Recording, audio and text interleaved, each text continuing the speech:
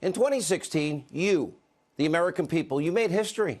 You elected as president a fighter, a deal maker, a disruptor. You sent a leader to the White House who was clearly unafraid to dismantle the status quo in Washington, D.C., the swamp, the sewer, and also somebody that is now, in 2 years, we see he fights to keep his promises and get things done that he said he'd get done, frankly, come hell or high water. Tonight, what you're witnessing is Donald Trump doing whatever it takes to fulfill his promises. More importantly, this is about protecting the lives of the American people and securing the country on our borders. Many lawmakers, especially Democrats, ignored the crisis at our southern border. They said it's manufactured. 1 month ago, Speaker Pelosi vowed that Congress wouldn't spend more than $1 on any border wall. It was immoral. As it turns out, she's a little off. Take a look. I went through Congress. I made a deal. I got almost $1.4 billion when I wasn't supposed to get $1. Not $1. He's not going to get $1. Well, I got $1.4 billion, but I'm not happy with it. Nor am I. But the president's right. He got $1.375 billion for the wall and a bill that tripled the funding for barriers on the southern border over the previous budget. And it's only 7 months, this budget. It killed so-called poison pills like any amnesty. It's not in the bill for illegals. No pathway to citizenship. No limit on ICE detentions. In fact, instead of a limit, this bill funds 5,000 more beds for illegal immigrant detention. And remember all the far left, radical, socialist Democrats calling for ICE to be abolished? Well, this bill actually includes a historic funding increase for ICE, including money for an additional 600 highly needed professional officers.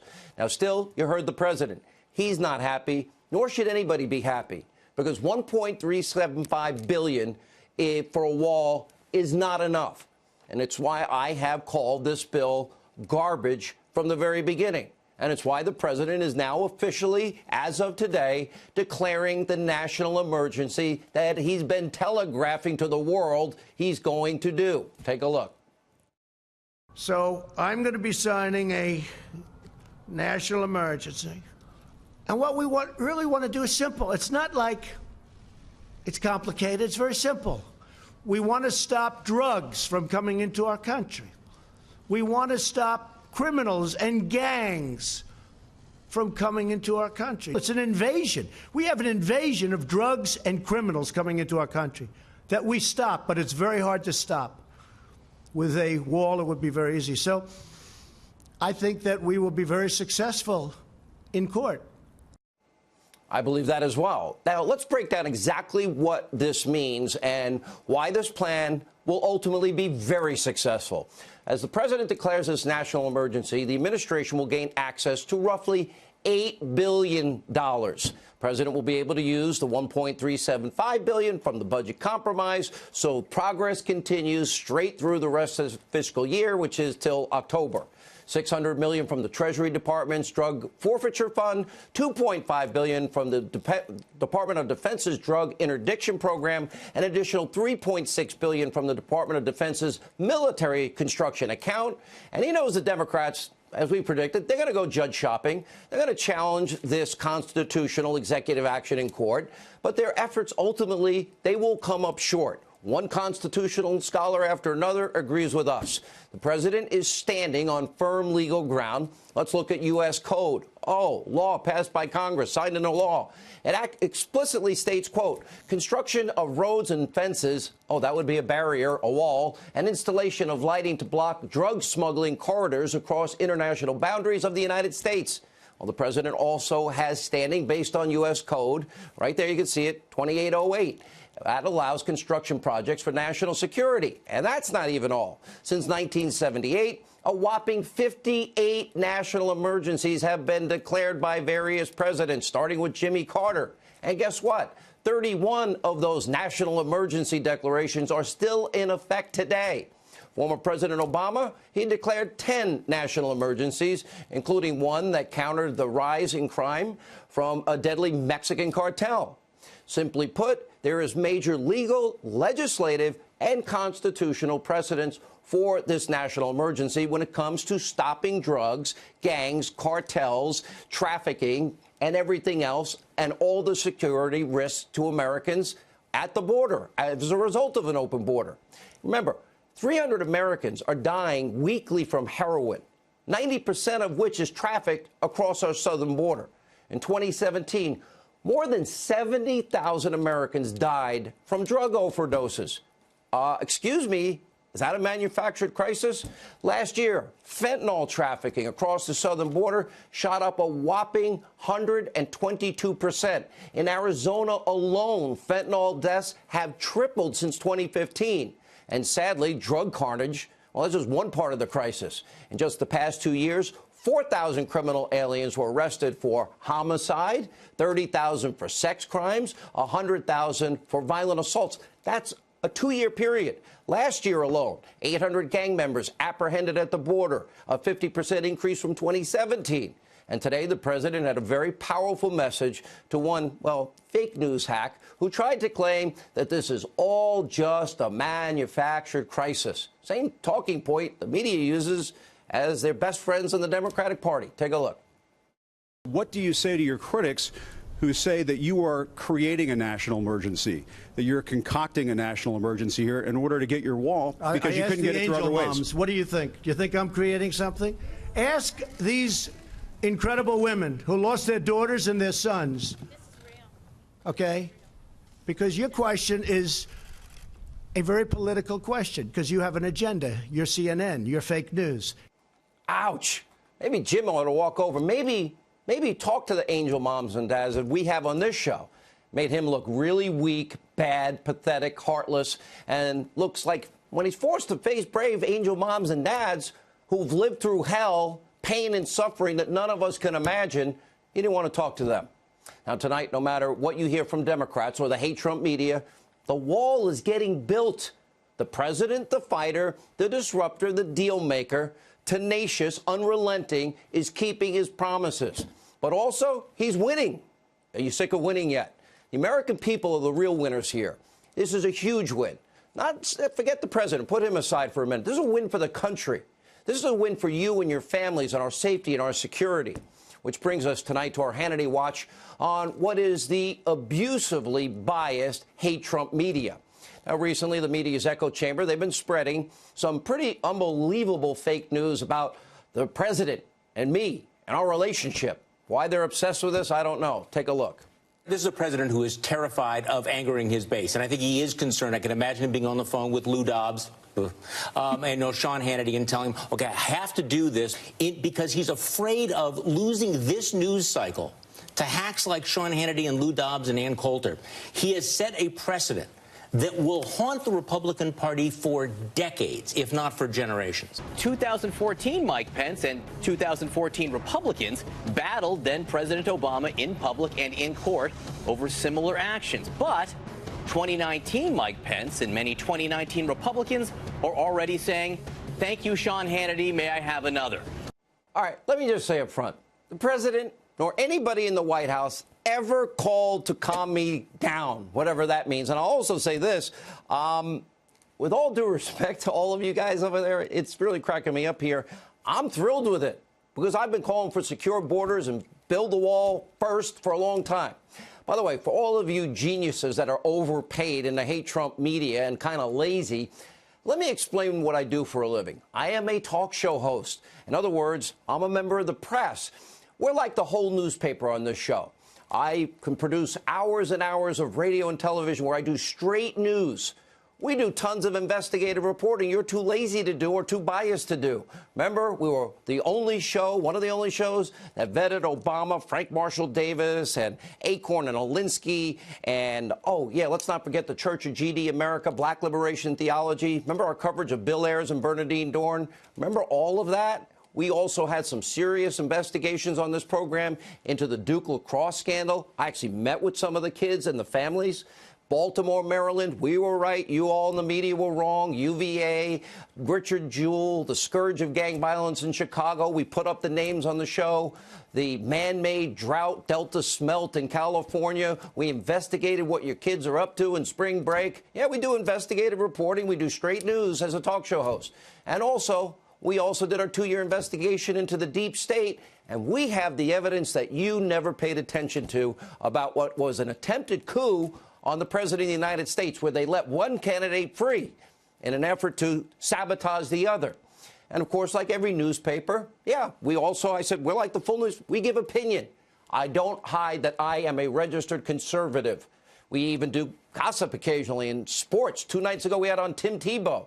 You see, our First Amendment, freedom of the press, well, part of the free press, you can be a talk show host and do all of those things.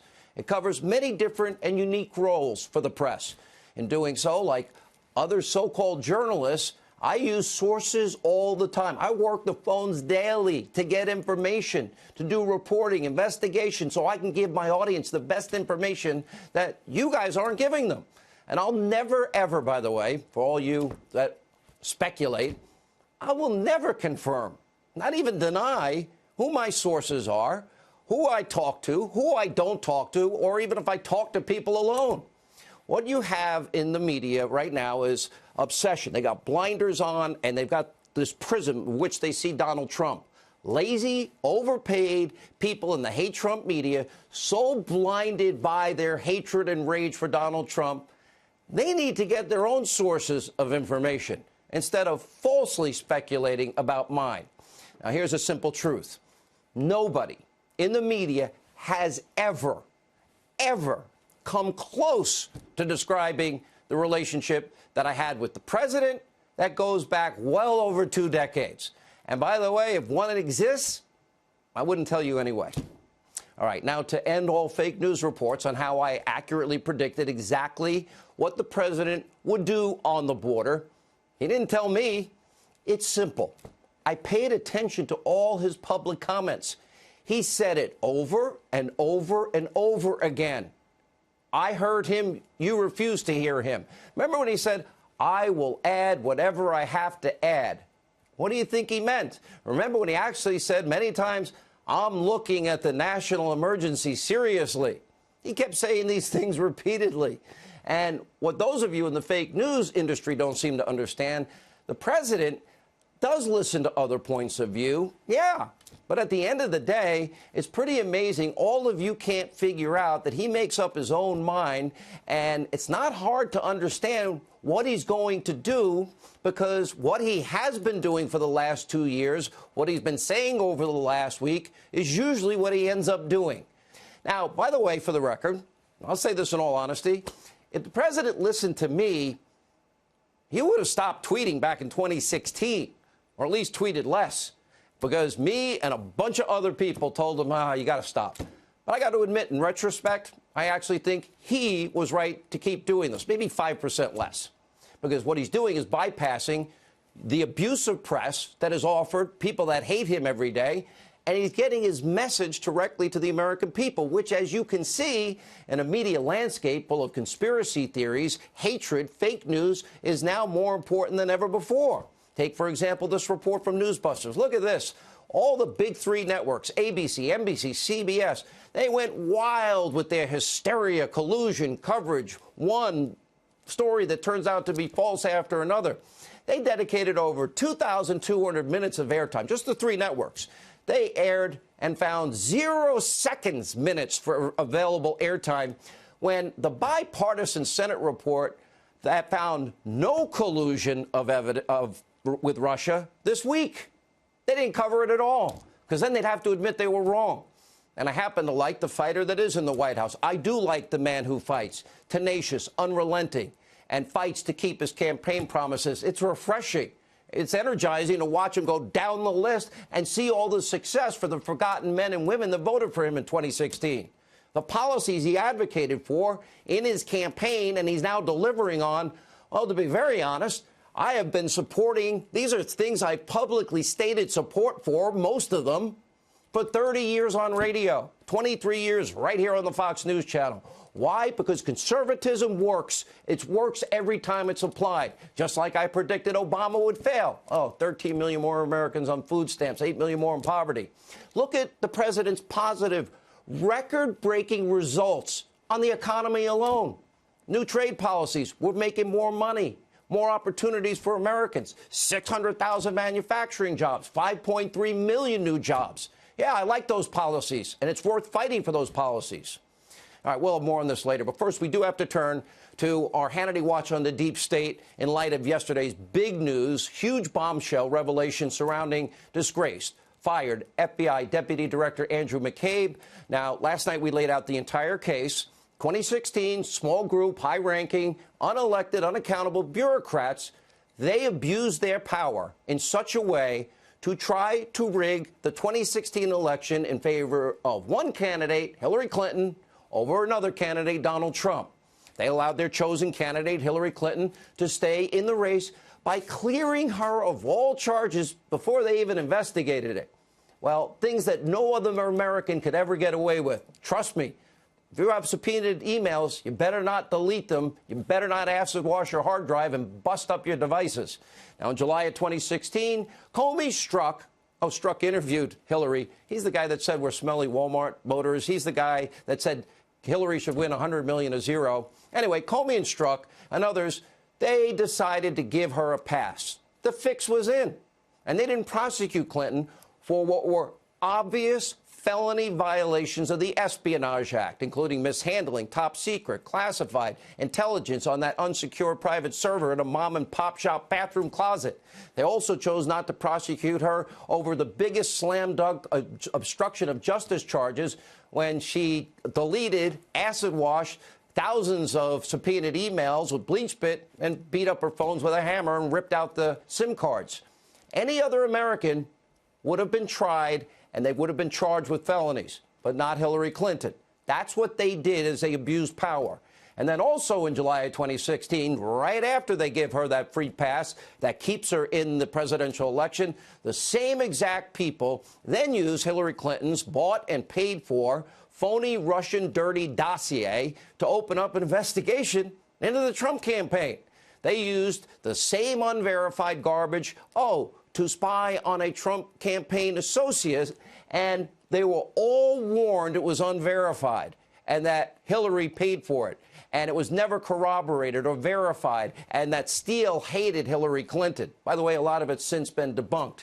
Those known lies were used to repeatedly, 4 separate occasions, commit fraud on FISA courts and literally deny a fellow American of their constitutional rights. And then they used it later. Remember the insurance policy to illegally attempt a coup, again, using the Russian lies. They knew they were Russian lies. They were briefed that they were Russian lies to unseat the president that they didn't like, the candidate they didn't like, the one who had smelly Walmart voters following him. After a months-long investigation, meaning almost 9 months, Lisa Page, James Comey, others have even admitted there's no evidence of Trump-Russia collusion. But that didn't stop this very same group of unaccountable, unelected bureaucrats from plotting to remove a duly elected president from office. Watch this. There were meetings at the Justice Department in which it was discussed whether the vice president and a majority of the cabinet could be brought together to remove the president of the United States under the 25th Amendment.